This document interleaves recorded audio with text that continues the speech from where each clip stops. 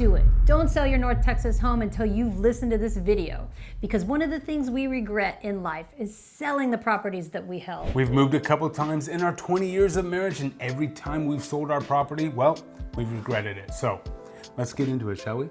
If you're thinking of selling your house, you're probably talking to other realtors out there, you're watching YouTube videos, you're trying to time the market thinking, wow, look at all this money I made on our property. Maybe I should sell this house. Maybe rent for a little while and jump back into the market. Maybe this is a really wise idea. Can't even tell you how many conversations we have like this. It's true. But before we get into some reasons why not to sell, let's talk about some situations that, I don't know, makes sense maybe to sell in today's market. We have had some of our clients who have had recent deaths in their family, whether a mother, a loved one, or maybe even a sibling passed away. They inherit the property is in a trust or something like that, and the parties just want to sell the property, split the proceeds, and move on. And of course, that makes sense for a lot of families. And another good reason to sell your house is maybe you're going through a divorce and you need to split the assets. You have to move, a relocation, and you just don't want to have the hassle of renting out a property across different state lines. Or you lose your job, or perhaps the house that you're in right now, you just can't afford. It's just too expensive. You got yourself in over your head and you lost your job. You're totally house poor. There are all good reasons to sell your house. However, let's focus on those reasons like, hey, I just want to get the money out of the house and I want to buy something bigger. Or I'm afraid the market's going to tank. I'm going to give you our warning against doing that. We've done that in the past and it doesn't seem to prove to be the right decision. I think the most common thing that we're hearing out there, and I don't know, the calls and conversations that we're having, it seems like on a daily basis, is primary from sellers who are like, hey, Andy, Patrice, I think we're at the top of the market. I'm getting really nervous. I'm feeling like it's a little bit like 2008, 2009. What do you think I should do? Do you think I should put a house on the market? I don't know. Remember, if you're gonna try to time the market, we're advising against it. I can't tell you how many clients we sat in front of telling them exactly what we are going to tell you now. And it's like, hey, I don't know. I'm not sure if we're on the top of the market, but does this make sense for you? I think your motivation should be a different one. Because when you do sell your house, there are a ton of costs. There are a lot of closing costs, getting your house ready to sell costs, your moving costs, repair costs. There are a lot of costs. So it's not as clean as everybody thinks it is. For the last several years, we've been talking to sellers who thought, hey, we're at the top of the market, so they sold and started renting. Well, the rental market hasn't been easy. It's extremely expensive to rent right now. There are many thousands, even hundreds of thousands of people who are waiting for the market to tank so they can jump in and buy at the low. I think everybody watching this video would love to sell their house at the top of the market and then of course buy at the bottom. And there are very few people who have ever done that. And the ones that have done it, I'm sure it was probably not intentional. So be forewarned about that. And just full disclosure, that's exactly what we're doing because we've learned our lesson. We don't sell our properties when times get tough. You expect difficult times and you have the discipline to stay in it despite what the market's doing right now. But if you take a second out on your house or an equity line of credit, realize the rates are outrageous right now. Oh, that's an understatement. But you more than likely have a pretty low interest rate on your primary residence that you are departing. So when you go to rent it out, you're gonna be pretty astonished at how much rent you're going to get. And that's gonna create cash flow for you, which might make up the gap on a new property.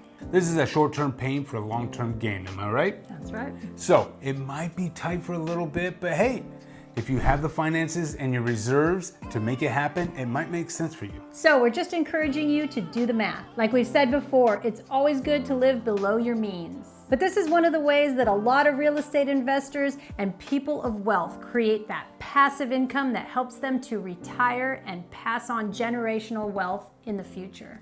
One of the things I have learned in our mistakes back in 2008, 2009 is it's always a good idea to live well below your means. No one wants to be house poor, am I right? No. I mean, I know our parents are always telling us that, but I don't know, there's something about going through it, the pain yourself to really experience it and kind of take that in. It's true. So if you're looking to purchase now or you're hunkering down, whatever the case may be, it's always a good idea to have those extra reserves. You just don't know if you're gonna wake up one day and not have your job, or the market is going a different way, or whatever tragedy could arise here in the near future. So when you're making that decision to purchase or even just stay put, Do the worst case scenario. Be comfortable with it. Prepare for it so when it does arise, you're not gonna panic just like we did and pull the parachute and say, hey, I'm getting the hell out of here. We just lost all of our wealth creation and it's taken us several years to get back to where we were because of one mistake we did way back when we got scared. So don't make a decision to sell your house out of fear, uncertainty, or doubt. Not at all. That is not a good idea. Oh, and we forgot to introduce ourselves. I'm Andy. And I'm Patrice. And I'm one of the top selling real estate agents right here in the Dallas-Fort Worth area. So if you're looking for a good realtors, you know who to contact. And of course, if you're getting any benefit out of the video, please give us that YouTube love, subscribe to our channel, Living in Texas Realty, and smash that like button because we are trying to get to 10,000 subscribers by the end of this year. Your help would be greatly appreciated. Okay, back to the video. What we can tell you about today's market is we have mortgage rates that are hovering just under 8%. And we can tell you that the housing inventory is constrained. We can tell you there's very little buyer demand, and when you're out there doing open houses or showing properties, it's kind of like a ghost town. You get very little activity. When somebody does call to make a request to see the property, you know what? For the most part, they are pretty serious buyers. In today's market, we don't have lines standing out waiting to get inside all of our open houses like it was a couple years back during that pandemic. The market has definitely been muted. The reason why I tell you this is because that's exactly what happened this time last year. We had a couple houses that we could not sell. I mean, everybody that was coming in at all of our open houses or those showing appointments were offering way below the offer price. And I mean, it was way below.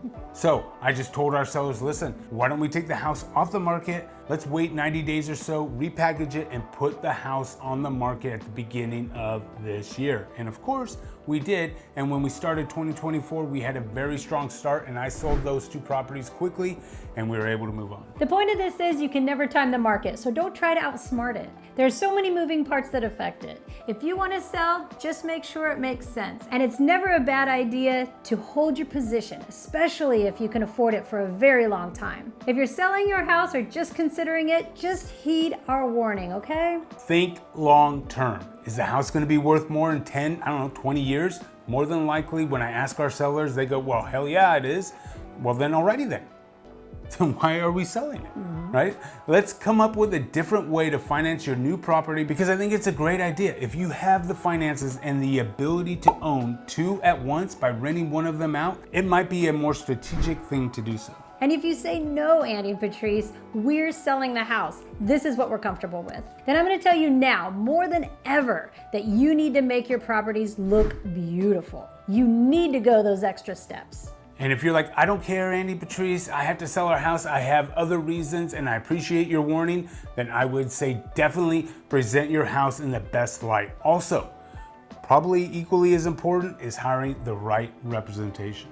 We were on the internet this morning looking at all the different listings, and we're shocked and horrified that some of these agents are not putting the time and the money into presenting the house. It really is that important. We have buyers that are very savvy. They're not gonna come visit your property unless it looks good. Have an agent that knows how to direct you wisely. I mean, we saw this one property and there's literally an agent on their phone taking pictures on the property. I mean, it's so unprofessional. Do not make this mistake. If you have a bad real estate agent, potentially they could be losing tons of money for you. But if you have a good one, they are worth their weight in gold. So I'm thinking about buying a new car, and I'm just tired of it. Purely out of boredom, right? And I think oftentimes in our house we do the same thing. I'm just sick of the house, we don't like our neighbor, or whatever. We don't like our location, or we just want a new start, right? When we sold our property in California in 2006, I was leading it because I was freaking out and I didn't want to deal with all the stress. So the difference between cars and homes, most cars are a depreciating asset. Okay, but Patrice, the cheapest car that you could drive is the one that you have, so save your money. It's so hard, I wanted a new car, but a house is a little bit different, right? A house is an appreciating asset, so if you can handle where you're at, probably you're gonna be living in the least expensive option right now for you. So probably even more so than renting because, damn rents are so high right now. So if you do have a property and you can live there, I say hunker down. Save your money, save as much as you can, and either go buy a second property eventually and try to keep that one.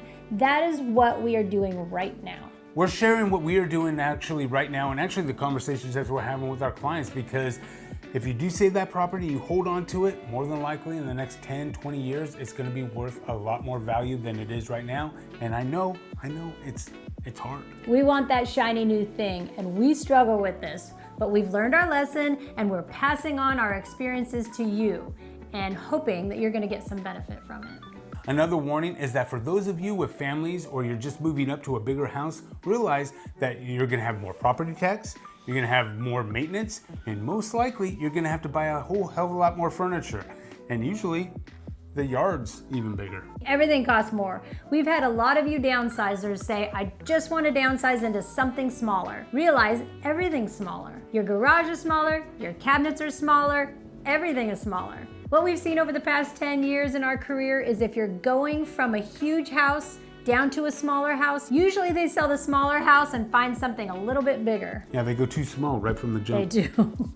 And for those of you who are going to a big house and you realize, wow, that's a little too big, and somehow you resell that one and find something a little bit smaller right in the happy medium. We see this all the time with everybody relocating here to North Texas. But of course, if you are selling your house and you are here in North Texas, please reach out and complete that dream home form below. We'd love to interview you for the job. And once again, if you got any benefits from this video, smash that like button and subscribe. Until the next time, I'm Andy. And I'm Patrice. Take care.